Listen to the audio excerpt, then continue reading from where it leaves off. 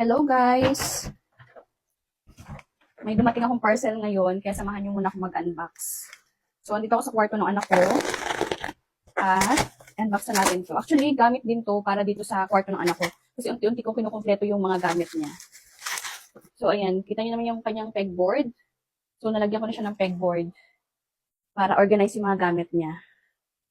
So, na-open ko na guys yung parcel na dumating at ito yung laman niya. Stainless steel na sabitan. Meron siyang 6 na hook. Yeah, pwede niya sabitan to ng ng uniform niya pag magbibihis siya or bag, ayan.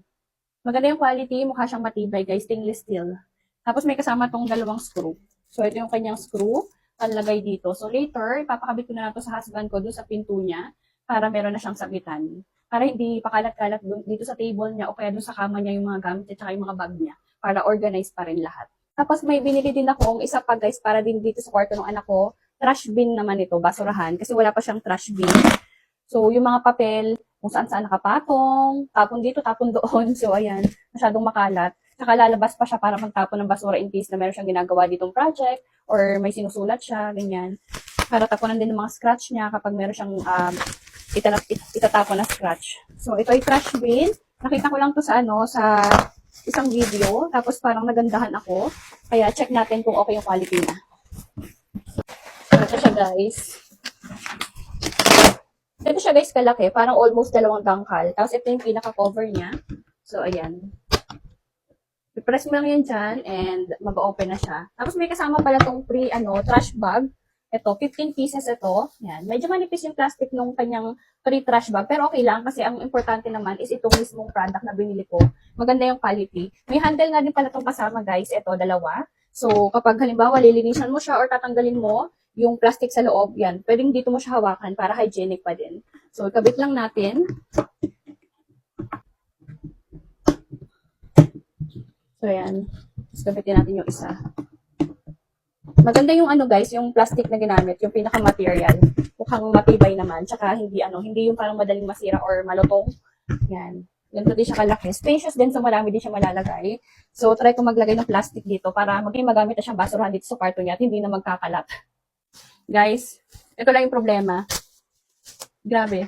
Hindi ko alam, parang may something wrong dito sa plastic na free. Kasi both ends ay nakalock. So, ayan, nakalock siya dito. Hindi mo siya ma-open. Tapos, dun sa kabilang side, nakalock din. So, walang opening dito. So, hindi mo ma-open siya. So, hindi mo rin magagamit tong free na plastic. Yan. Bukod sa manipis, tapos pareho pang nakalock yung dulo. Yan. Wala kang magagamit. So, pag pinilit mong buksan yan, masisira lang siya. Yan. Sira lang. So, useless.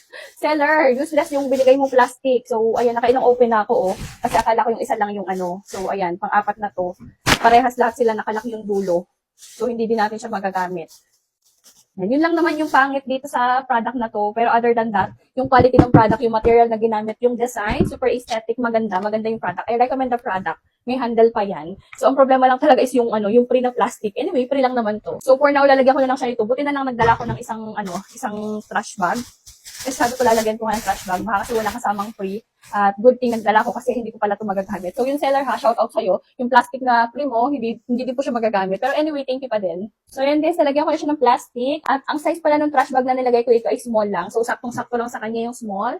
Ayan, super perfect na to guys. Ang ganda-ganda. Napaka-aesthetic. Napakalinis tignan. So, ayan, meron na siyang basurahan. Nalagay ko ito dito sa baba ng kanyang table para kapag halimbawa nagsusulat siya, may mga basura siya tatapon or scratch, something like the paper. Ayan, dito na lang siya, isushoot niya na lang sa ilalim. So, yun lang guys. Kung gusto nyo rin ito, ilalagay ko na lang yung link sa basket ko. Check out nyo na lang. Thank you! Bye!